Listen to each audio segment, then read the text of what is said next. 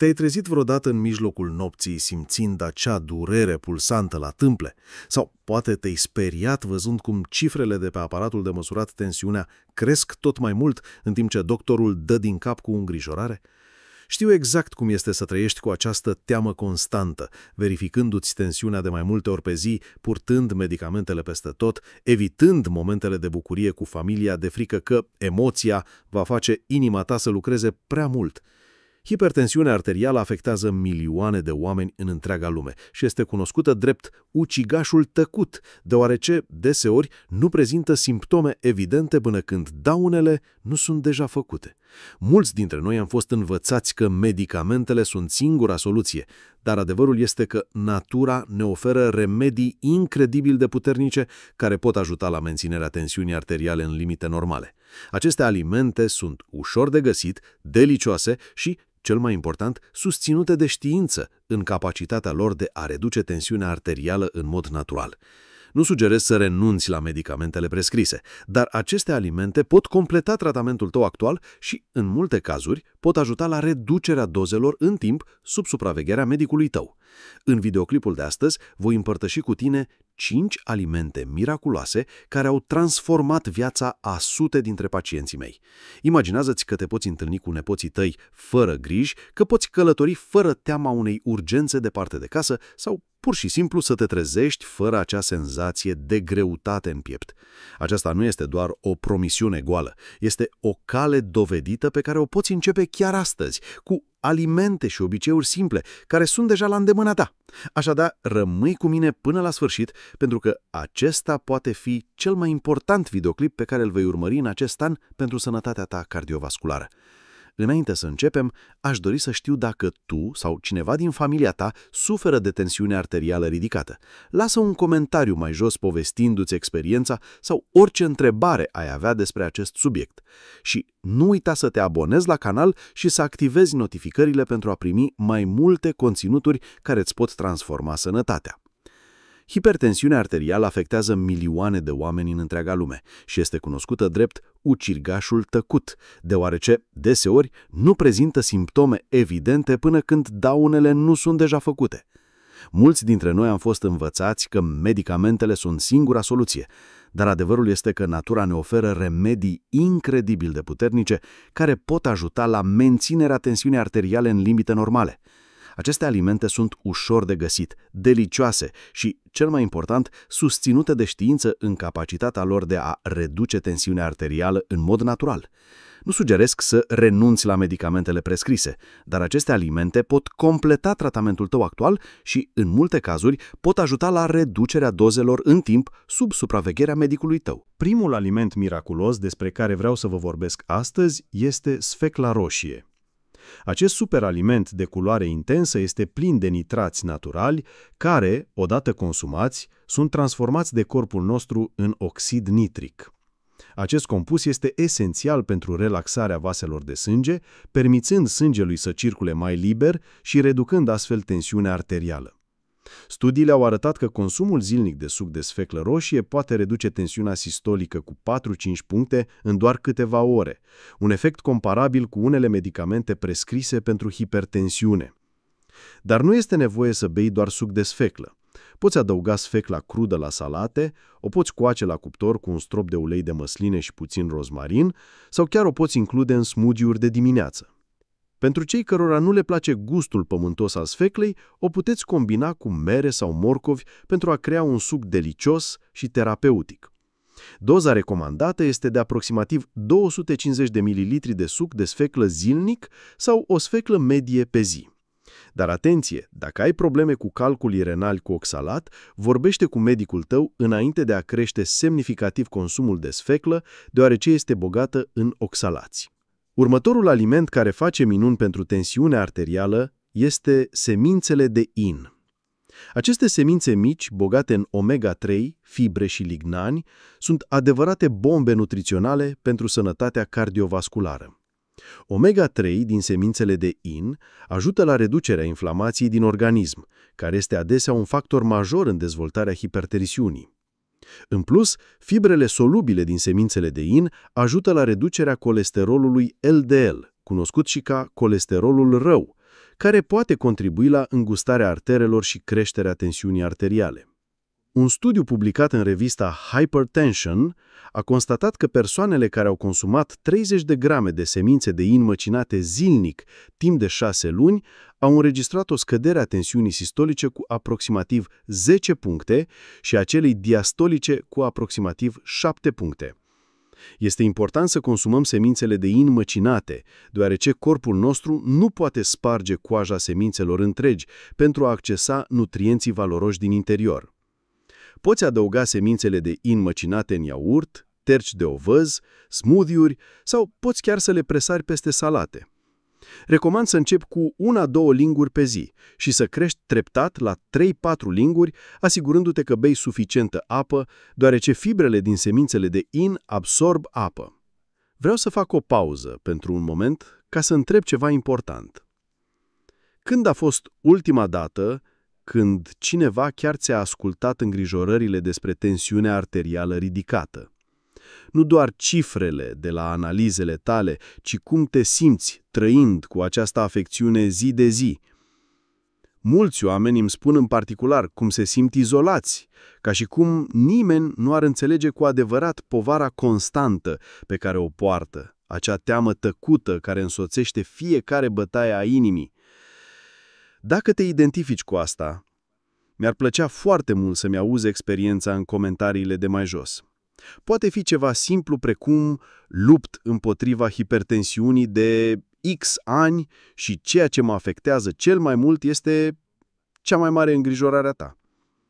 Împărtășirea poveștii tale nu doar că mă ajută să creez conținut mai relevant pentru tine, dar arată și altor persoane care urmăresc că nu sunt singure în această luptă. Uneori, să știi că există cineva care trece prin aceeași situație aduce deja o ușurare imensă. Și, cine știe, experiența ta ar putea fi exact ceea ce cineva avea nevoie să citească astăzi pentru a găsi speranță. Acum, să continuăm conversația noastră despre cum putem transforma împreună această realitate.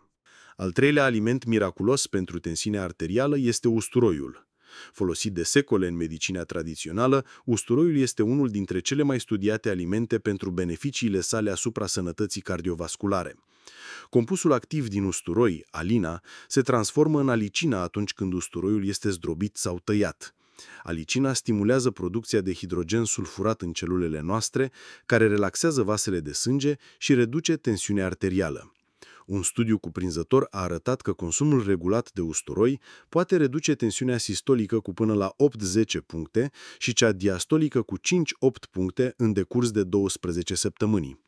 Pentru a obține beneficii maxime, este important să consumi usturoiul crud sau ușor gătit, deoarece gătitul prelungit poate distruge unii dintre compușii activi.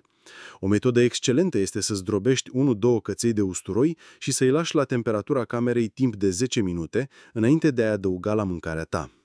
Acest timp permite formarea alicinei în cantități maxime.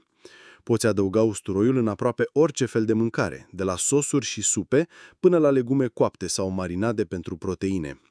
Pentru cei care se îngrijorează de mirosul de usturoi, există suplimente de usturoi fără miros disponibile, deși eficiența acestora poate varia.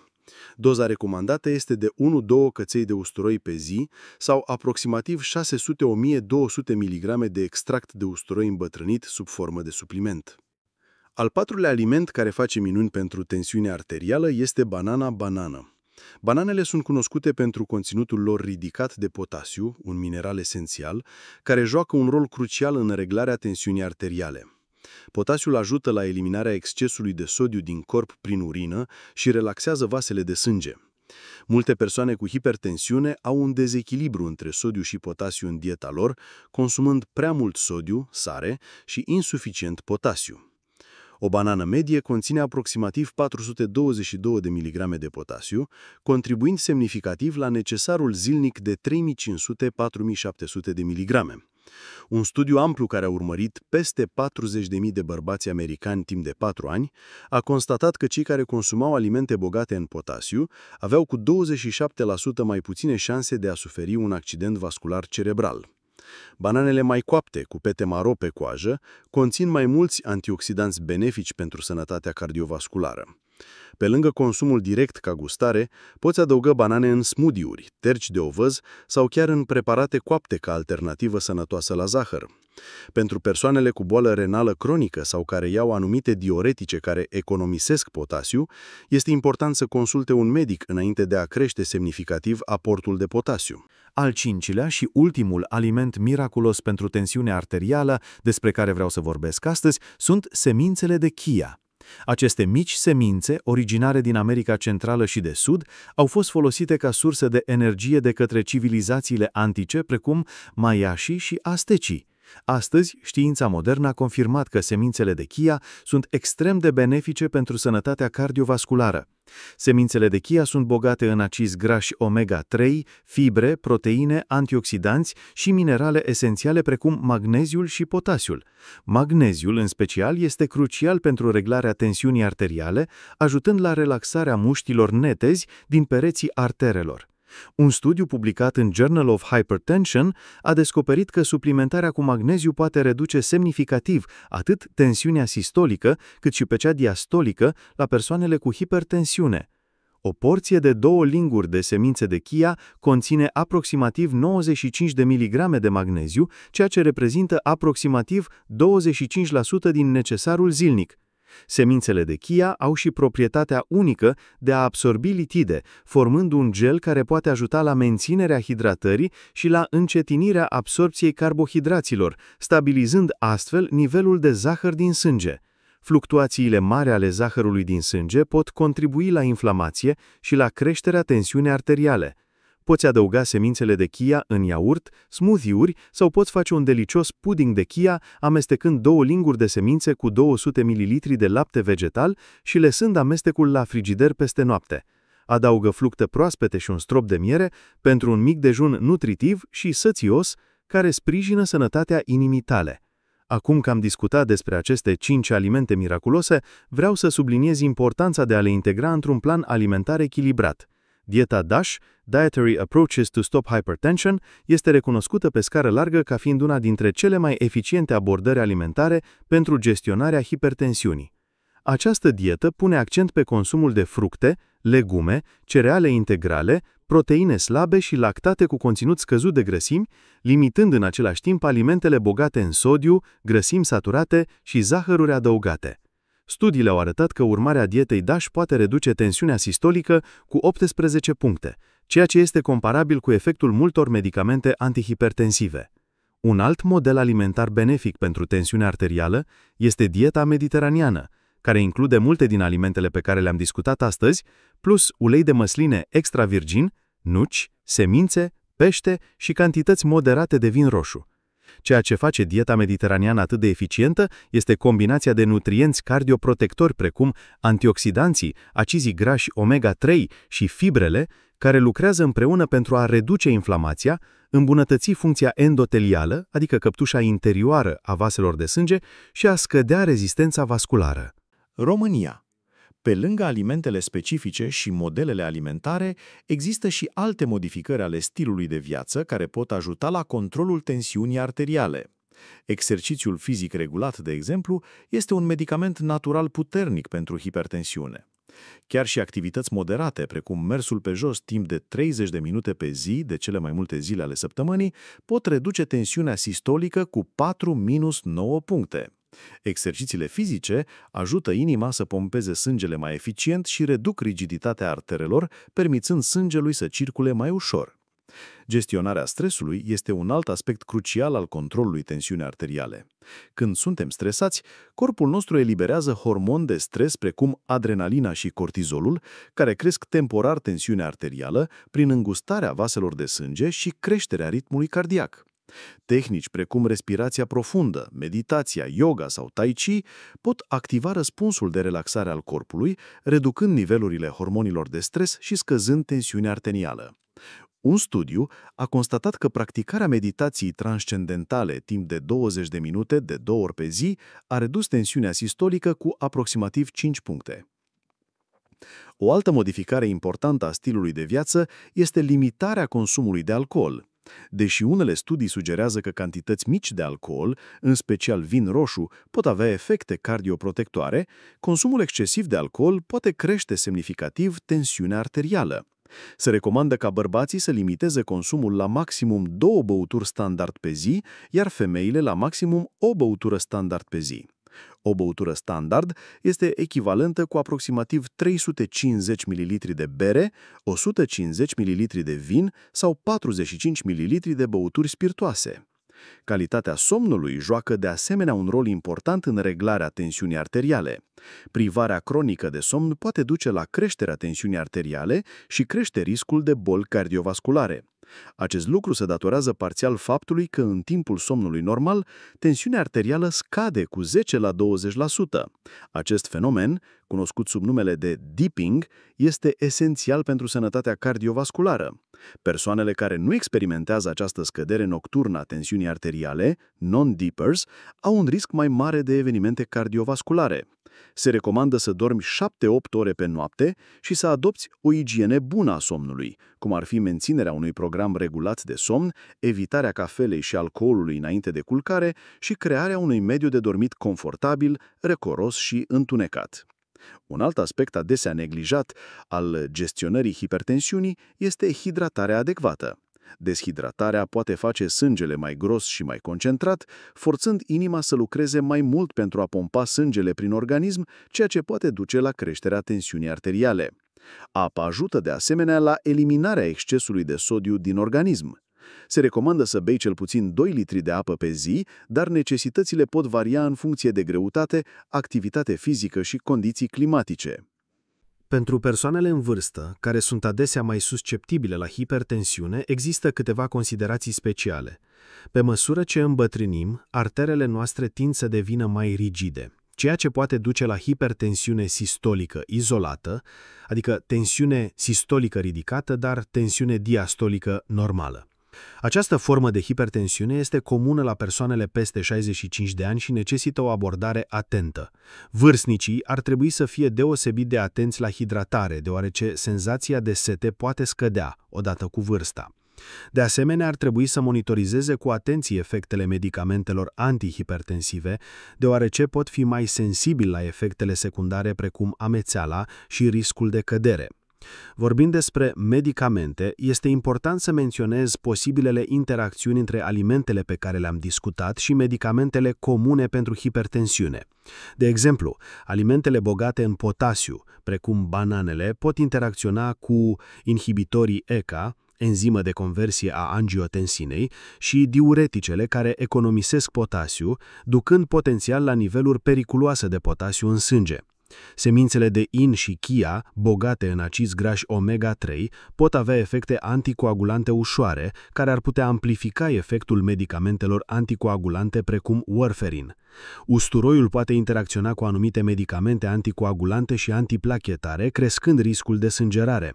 De aceea este întotdeauna important să discuți cu medicul tău înainte de a face modificări semnificative în alimentație, mai ales dacă iei medicamente. În practica mea, am văzut rezultate remarcabile la pacienții care au integrat aceste alimente și modificări ale stilului de viață în rutina lor zilnică. De exemplu, Maria, o pacientă de 62 de ani, suferea de hipertensiune de peste 15 ani și lua 2 medicamente diferite pentru a-și controla tensiunea. După ce a început să consume regulat suc de sfeclă, semințe de in și a adoptat dieta DASH, tensiunea ei sistolică a scăzut cu 15 puncte în doar 3 luni. Sub supravegherea medicului ei, a putut să reducă doza unuia dintre medicamente. Sau cazul lui Ion, un bărbat de 55 de ani cu un stil de viață sedentar și obiceiuri alimentare nesănătoase. După ce a început să includă semințele de chia în dieta sa zilnică, a crescut consumul de fructe și legume și a început să meargă pe jos 30 de minute zilnic, tensiunea lui a scăzut de la 165 pe 95 milimetri coloană de mercur la 135 pe 85 milimetri coloană de mercur în decurs de 2 luni. Ceea ce vreau să subliniez este că gestionarea hipertensiunii nu trebuie să fie copleșitoare sau restrictivă. Este vorba despre a face alegeri mici, sustenabile, care se adaugă în timp. Începe prin a încorpora unul sau două dintre alimentele pe care le-am discutat astăzi în dieta ta. Poate adaugi o banană la micul dejun sau presari semințe de in peste cereale. Poate înlocuiești sarea cu usturoi și ierburi aromatice pentru a aromatiza mâncărurile. Aceste mici schimbări pot avea un impact uriaș asupra sănătății tale cardiovasculare pe termen lung. O altă strategie eficientă este să adopți abordarea farfuriei sănătoase la fiecare masă. Umple jumătate din farfurie cu legume colorate, un sfert cu proteine slabe, pește, pui, tofu sau leguminoase și un sfert cu cereale integrale sau carbohidrați complexi, precum cartofi dulci sau quinoa. Adaugă o sursă sănătoasă de grăsimi, cum ar fi avocado, nuci sau ulei de măsline extra virgin. Această abordare simplă asigură un echilibru bun de nutrienți la fiecare masă, fără a necesita numărarea caloriilor sau măsurări complicate. Pentru cei care găsesc dificil să facă toate aceste schimbări deodată, vă sugerez să adoptați abordarea micilor victorii. Stabiliți-vă un obiectiv mic și realist în fiecare săptămână. De exemplu, în prima săptămână puteți să vă concentrați doar pe creșterea consumului de apă. În a doua săptămână puteți adăuga o plimbare de 10 minute după cină. În a treia săptămână puteți începe să incorporați semințe de chia în dieta voastră. Această abordare treptată face schimbările mai puțin copleșitoare și crește șansele de a le menține pe termen lung. Un alt aspect important al gestionării hipertensiunii este monitorizarea regulată a tensiunii arteriale. Investiția într-un tensiometru de calitate pentru acasă poate fi una dintre cele mai bune decizii pe care le poți lua pentru sănătatea ta cardiovasculară. Măsurarea tensiunii în confortul casei tale elimină efectul halatului alb, creșterea tensiunii din cauza anxietății legată de vizita la medic, și îți permite să vezi cum diferite alimente și activități îți afectează tensiunea. Ține un jurnal al măsurătorilor, notând ora zilei, valorile tensiunii și orice factor relevanți precum alimentele consumate recent, activitatea fizică sau nivelul de stres. Acest jurnal poate oferi informații valoroase atât ție cât și medicului tău despre modelele și declanșatorii hipertensiunii tale. Înainte de a încheia, vreau să abordez un subiect care este adesea neglijat în discuțiile despre hipertensiune. Importanța sprijinului social. Gestionarea unei afecțiuni cronice, precum hipertensiunea, poate fi uneori solitară și descurajantă. Studiile au arătat că persoanele cu un sistem de sprijin social puternic au mai multe șanse să adere la planurile de tratament și să adopte modificări sănătoase ale stilului de viață. Consideră posibilitatea de a împărtăși călătoria ta de sănătate cu familia și prietenii. Poate poți găsi un partener de exerciții sau poți găti mese sănătoase împreună cu un prieten sau un membru al familiei. Grupurile de sprijin online pentru persoanele cu hipertensiune pot fi de asemenea o resursă valoroasă pentru informații, încurajare și un sentiment de comunitate. Dacă ai ajuns până aici, probabil știi cât de dificil este să trăiești cu tensiune arterială necontrolată, acea îngrijorare constantă, medicamentele cu efecte secundare, restricțiile care par să fure puțin din bucuria zilei. Vreau să știi că nu ești singur în această călătorie. Canalul nostru s-a născut exact din dorința de a crea o comunitate de sprijin pentru persoane ca tine care caută alternative naturale și eficiente pentru îngrijirea sănătății cardiovasculare. În fiecare săptămână împărtășim descoperiri noi, rețete simple care ajută la controlul natural al tensiunii și răspundem la întrebările pe care medicii adesea nu au timp să le explice în timpul consultației. Dacă acest conținut a avut sens pentru tine, te invit să te abonezi la canal și să activezi notificările. Astfel putem merge împreună în această călătorie de sănătate, pas cu pas, fără grabă, dar cu constanța pe care o merită inima ta. Nu promit miracole, dar garantez informații oneste bazate pe cercetări serioase și pe experiența celor care au obținut deja rezultate reale. Ai grijă de tine și sper să te întâlnesc în următorul videoclip, unde vom continua conversația noastră despre cum să trăim mai bine chiar și cu hipertensiune. Inima ta îți mulțumește pentru fiecare mică atenție pe care o acorzi astăzi. În concluzie, hipertensiunea nu trebuie să fie o condamnare la o viață de medicamente și restricții. Cu o combinație de alimente potrivite, modificări ale stilului de viață și o atitudine proactivă față de sănătatea ta, poți prelua controlul asupra tensiunii arteriale și poți trăi o viață plină, activă și sănătoasă. Începe cu pași mici, fii consecvent și, în timp, vei vedea rezultate semnificative. Aș dori să-mi împărtășesc cu tine o rețetă simplă și delicioasă care încorporează mai multe dintre superalimentele pentru tensiunea arterială despre care am discutat astăzi. Este vorba despre un smoothie matinal care poate deveni parte din rutina ta zilnică și care oferă un boost incredibil pentru sănătatea cardiovasculară. Smoothie pentru tensiune arterială sănătoasă.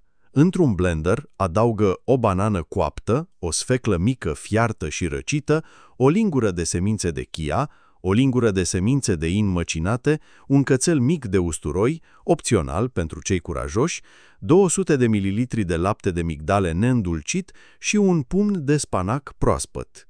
Pentru dulceață, poți adăuga o linguriță de miere crudă sau un curmală. Amestecă toate ingredientele până obții o consistență cremoasă și savurează imediat. Acest smoothie conține o combinație puternică de potasiu, magneziu, nitrați naturali, acizi grași omega-3 și antioxidanți care lucrează împreună pentru a menține tensiunea arterială în limite sănătoase. Un alt aspect important despre care vreau să vorbesc este impactul suplimentelor de coenzima Q10 asupra tensiunii arteriale. Coenzima Q10 este un antioxidant produs în mod natural de corpul nostru și este esențială pentru producerea de energie la nivel celular. Nivelurile de coenzima Q10 tind să scadă odată cu vârsta și au fost asociate cu diverse afecțiuni cardiovasculare, inclusiv hipertensiunea. Numeroase studii au demonstrat că suplimentarea cu coenzima Q10 poate reduce semnificativ tensiunea arterială. O meta-analiză a 12 studii clinice a constatat că suplimentarea cu coenzima Q10 a redus tensiunea sistolică cu până la 17 mm coloană de mercur și tensiunea diastolică cu până la 10 mm coloană de mercur. Este important de menționat că acest supliment poate interacționa cu anumite medicamente pentru subțierea sângelui și pentru scăderea colesterolului, așa că discută întotdeauna cu medicul tău înainte de a începe orice regim de suplimentare. România. Tehnologia modernă ne poate fi de asemenea un aliat în lupta împotriva hipertensiunii. Există numeroase aplicații pentru smartphone care te pot ajuta să îți monitorizezi tensiunea arterială, să îți urmărești alimentația, să îți amintească să iei medicamentele și chiar să îți ofere tehnici de relaxare și meditație ghidată. Aceste instrumente digitale pot face gestionarea hipertensiunii mai accesibilă și mai puțin copleșitoare, în special pentru persoanele cu un stil de viață ocupat. Nu în ultimul rând, vreau să subliniez puterea minții în controlul tensiunii arteriale. Stresul cronic și anxietatea pot duce la eliberarea hormonilor de stres care cresc tensiunea arterială. Practicarea mindfulness-ului, a respirației conștiente și a meditației poate reduce semnificativ nivelurile de stres și implicit tensiunea arterială. Un studiu realizat de Universitatea Harvard a constatat că pacienții care au practicat meditația mindfulness timp de 8 săptămâni au înregistrat o scădere a tensiunii sistolice cu aproximativ 5 mm coloana de mercur. Încearcă să dedici doar 10 minute pe zi unei practici de mindfulness și vei observa nu doar o îmbunătățire a tensiunii arteriale, ci și o stare generală de bine și claritate mentală. Și nu uita, ești mai puternic decât crezi, iar corpul tău are o capacitate remarcabilă de a se vindeca atunci când îi oferi instrumentele potrivite. Această călătorie către o tensiune arterială sănătoasă este un maraton, nu un sprint. Fiecare alegere sănătoasă pe care o faci, oricât de mică ar părea, te aduce cu un pas mai aproape de obiectivul tău. Fii blând cu tine însuți, sărbătorește micile victorii și nu renunța niciodată la visul unei vieți sănătoase și împlinite. Suntem aici pentru tine la fiecare pas al drumului. Până data viitoare, îți doresc sănătate și pace în inima ta.